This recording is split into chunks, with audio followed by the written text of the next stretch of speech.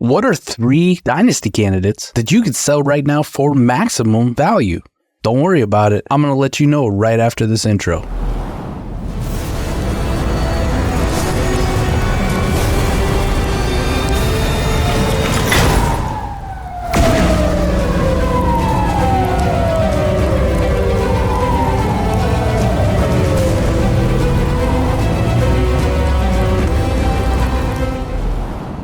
Welcome back to the channel. So glad you could join us today. If you like what we're doing over here at South Harmon, please drop a like, subscribe to the channel, and of course, comment in the video. Let us know where we're right, where we're wrong, where we're crazy, or where we are spot on. Today, we're going to look at 3 Dynasty candidates that I believe you should be shopping right now to your entire league. You should put every one of these guys on the trade block. You should actively be sending out these offers because in the long run, the process play is get these guys off your team for these certain deals, and all of a sudden, you're set up for long-term Dynasty success, not only in 2024, but 2025, 2026, and maybe even farther out into the future. The first one I'm going to start with today is a guy, if you've been following this channel, I'm not the highest on. And it's not that I hate the player. It's not that I think he's bad. It's not that I think he can't be even a good quarterback in 2024 or the future, but it's CJ Stroud. And it's CJ Stroud for this reason only. His realistic outcome is probably capped. His realistic outcome of being that elite quarterback, like people are valuing him, is probably not going to happen.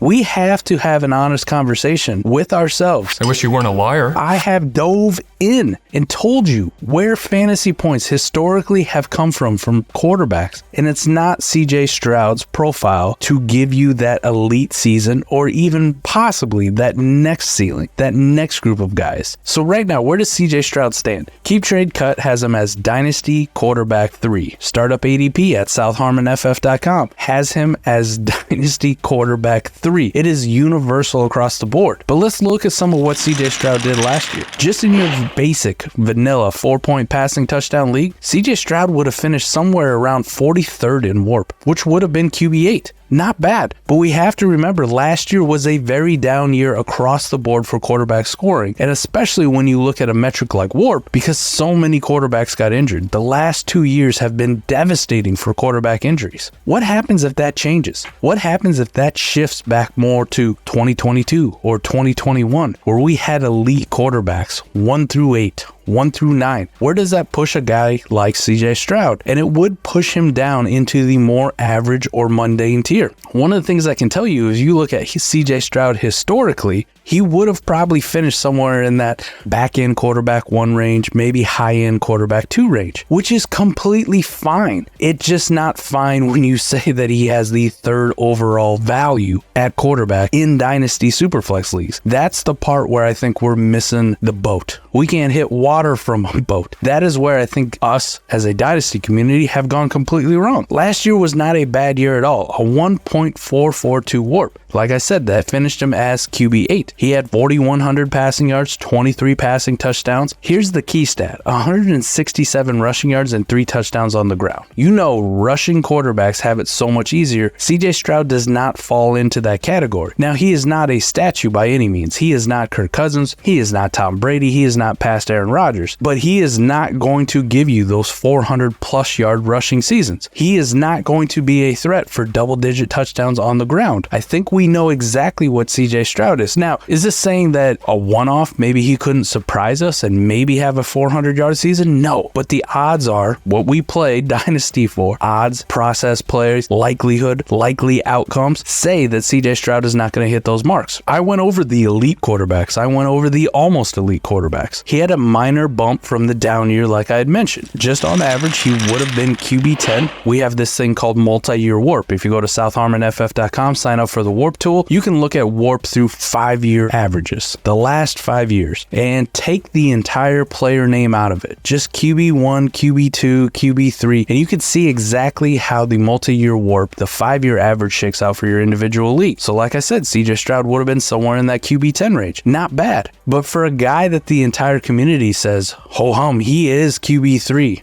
fight me. He's amazing. Look what he did as a rookie. That is a bet that I'm willing to make against him. And I think, at least personally for me, it's an easy swap to one of these quarterbacks straight up. Now, market will dictate that you can get something extra on top, and I will leave that up to you on what that certain something will be. But just in your basic average vanilla leagues, if you told me I had to pick between CJ Stroud or one of these other quarterbacks, I would tell you it would be one of these other quarterbacks all day because of the rushing floor. Lamar Jackson, Jalen Hurts. The disrespect has to stop. Not only for me as an Eagles fan, but just Jalen Hurts in general. All he does is shit elite quarterback seasons. Why are we disrespecting this man? Anthony Richardson. I know last year we look at CJ Stroud and we go, oh my gosh, he finished better than Anthony Richardson. AR got hurt. I get it. But right now, knowing where quarterback production comes from, I'm going to take the profile of an Anthony Richardson to give me that elite ceiling, to give me that elite upside to help me win a league in 2024, 2025, and the future. Kyler Murray. We have already seen this from Kyler Murray. We saw a hell of a season from Kyler Murray last year coming off a torn ACL. We saw rushing production I don't think anybody really expected, only starting the last 8 games of the season, coming off the ACL. We didn't think Kyler Murray was going to rush to the level he was, but ho-hum, 400 yards. He was actually on pace, if you wanted to look at it, for 500 yards plus.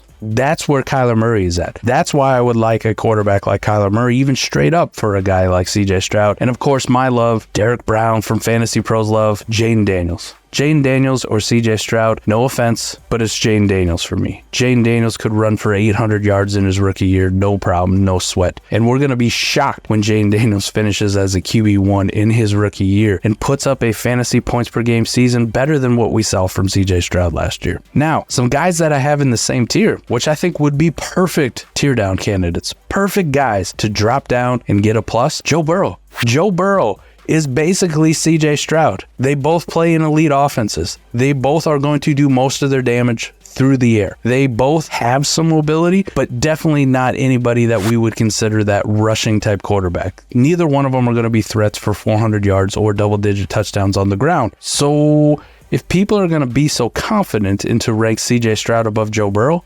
capitalize on that. Get Joe Burrow on a plus. Justin Herbert, a guy I've been very, very adamant against trading away because his dynasty value was so high. He is coming down as of late, which is great. I think he's still a touch too high, but there should be no reason that there's 6 spots difference between a Justin Herbert and a CJ Stroud. Corporate needs you to find the difference in the two pictures, and guess what?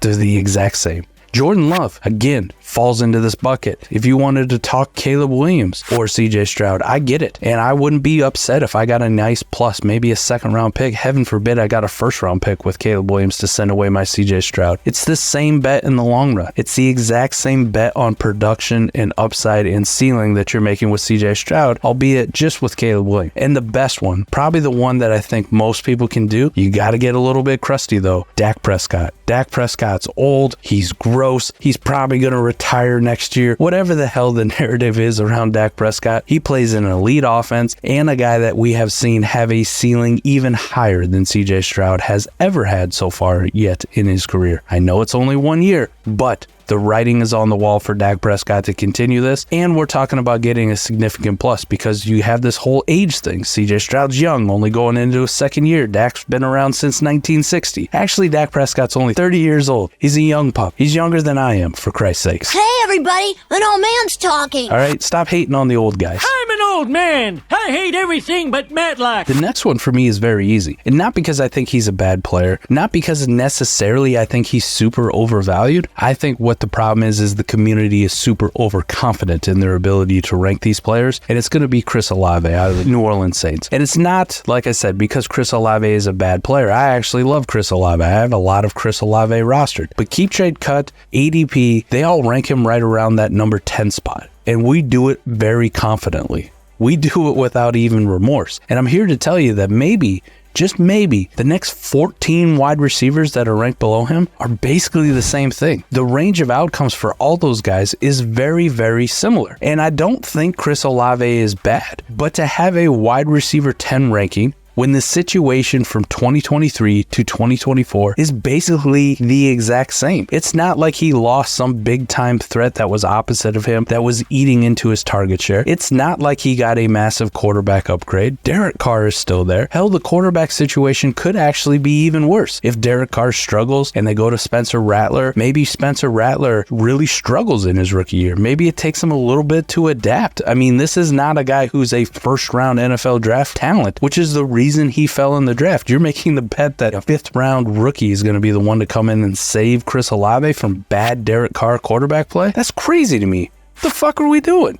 Why would you do that? But last year, let's just look at Chris Olave. He was 41st in WARP. Not that bad. He was wide receiver 19, a 1.504. Actually, technically, he was better than CJ Stroud. And we love CJ Stroud to death. But he did have elite usage. He had good production. The situation does remain the same. But the key part is the wide receiver is very, very deep. I'm just looking at wide receivers that are currently ranked after Chris Olave on Keep Trade Cut or go after him in ADP. Drake London. Who's to say Drake London can have a same or better year than Chris Olave? Rome Odunze. We all think Rome Odunze is third fiddle in the Chicago Bears offense. What if Rome Odunze is so good that maybe he's second fiddle, or maybe he overtakes DJ Moore? It's in the range of outcomes for Rome Odunze. Those are just a few names. Tyreek Hill is old. He's gross to a lot of people, but we know the production's elite. Tyreek Hill for the longest time last year was the #1 player in WARP, beating out Christian McCaffrey, beating out CeeDee Lamb, beating out your favorite quarterback, my favorite quarterback, Jalen Hurts, Josh Allen, etc. Tyreek Hill was dominating the league as far as fantasy production goes. Who's to say Tyreek Hill can't repeat that? Can't do it. Who's to say he can't come within 85, 90% of what he did last year? Tyreek Hill's a great pivot down. Brandon Ayuk,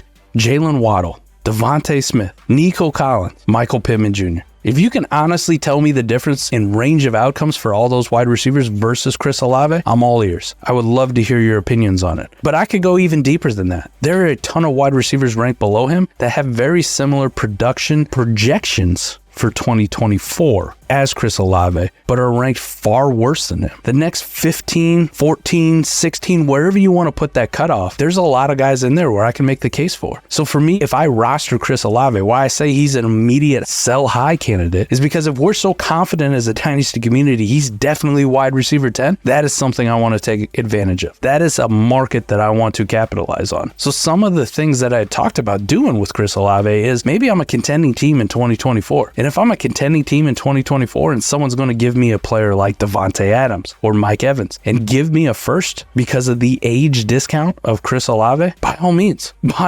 my production could be very, very similar. And now I have a free first to play with. Heaven forbid I'm able to go down to a Devontae Smith or a Brandon Ayuk or a Michael Pittman Jr. or a Drake London or a Garrett Wilson or whoever it may be and get a second or some other piece added onto it. I love these kind of bets in Dynasty. I love betting against market overconfidence and getting that extra piece to put me over the top. The last guy I want to talk about, and I've been on this hate train now, it feels like forever, but here we are. Josh Jacobs of the Green Bay Packers. Mike, what are you doing? What are you doing? Right now, Josh Jacobs comes in very confidently for a lot of people, ranked as RB15 in Dynasty, mid-tier. So it's not like he has some crazy value. By all means, Travis Etienne is a far bigger sell, but I think my boy Thomas Tipple did a great job on our AMA, really dunking on Travis Etienne, so I'll let that one stand. I won't steal any of Thomas's thunder, but Josh Jacobs is my guy that I want to get off of immediately. I want to put on the market before we actually get to the season. We see how usage shakes out. We see how Marshawn Lloyd comes in and affects what Josh Jacobs is doing. Last year, Josh Jacobs, RB20 in WARP, RB22 in WARP per game, a 1.215 WARP. He goes from a bad offense in Las Vegas to a good offense in Green Bay. That should be like, oh my, we should really perk up and be in on Josh Jacobs. And I think you saw the market do that. The market went, I'm going to follow the contract. I'm going to follow the offense. It's a better situation for him.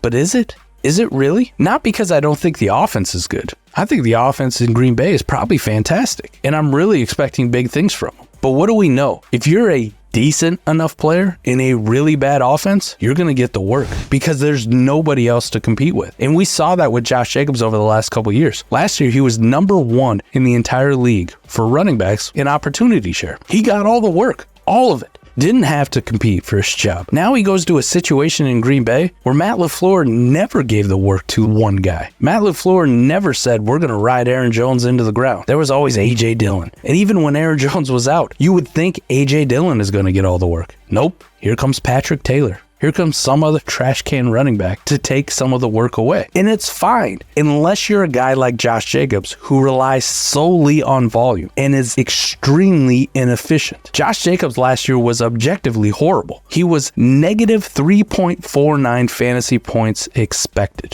3.5 points. Josh Jacobs was expected to score damn near 18 fantasy points per game with the amount of usage he got, with the red zone touches, with the catches, with the carries, all the opportunity Josh Jacobs had, and what did he deliver? Negative 3.5 expected fantasy points. That's terrible. That's insane to me. He was 50th in yards per touch, 53rd in juke rate. He had a 2.1% breakaway run rate, which was good enough for 48th in the league.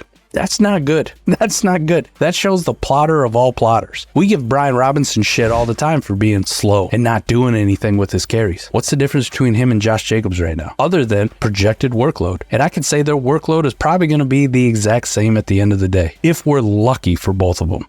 If we're lucky. Brian Robinson has to contend with Austin Eckler. Josh Jacobs has to contend with Marshawn Lloyd. Marshawn Lloyd is ridiculously electric, ridiculously explosive. And I know, before you jump on me, Marshawn Lloyd does have a problem holding on to the football. But what if he corrects that? What if Marshawn Lloyd figures out how to hold on to the football, and now NFL offenses really trust him? Now Matt LaFleur goes out and gives him all the carries.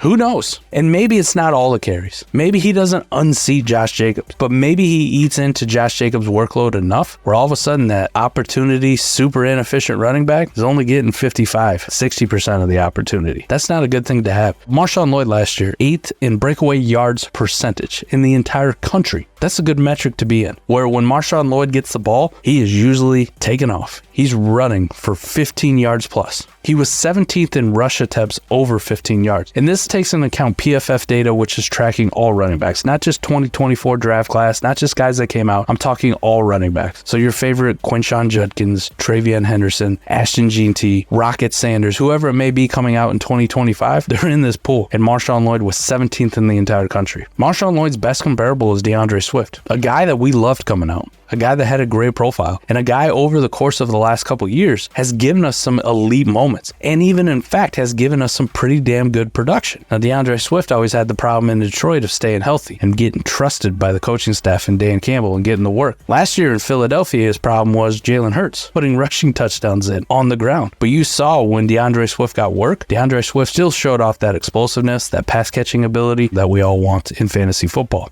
So what do you do if you have Josh Jacobs and you're looking to get off of him? Well, here's an easy pivot to one-year bet running backs, which Josh Jacobs is. I don't care about the contract because if you look at the contract, it's essentially a one-year deal. They can get out next year for almost nothing. So why not just make the bet on another one-year running back and get a plus on it? James Conner, for example. Brian Robinson, for example. But there's so many more better bets out there. So many guys where the production is a little bit more safe. Aaron Jones, the guy who just left Green Bay. Why don't you bet on him in a plus? Alvin Kamara, bet on him with his catches. Najee Harris, another volume king who's highly inefficient, but for whatever reason is ranked 7, 8, 9, 10 spots lower than Josh Jacobs when essentially they are the same picture. Same, but different. But still same. How about a Mixon? I'm not even a big Joe Mixon fan, but if I could send my Jacobs for a Mixon and get a second or a couple thirds or a significant chunk of fab to use in season, I'm doing it all day long. Derrick Henry. Zamir White, the guy replacing Josh Jacobs, ranked lower than him. We just saw the Raiders give a shit ton of touches to one guy, no matter how efficient he was. Why not Zamir White for this year? Why not be the next guy up in that situation who's just going to get a shit ton of touches?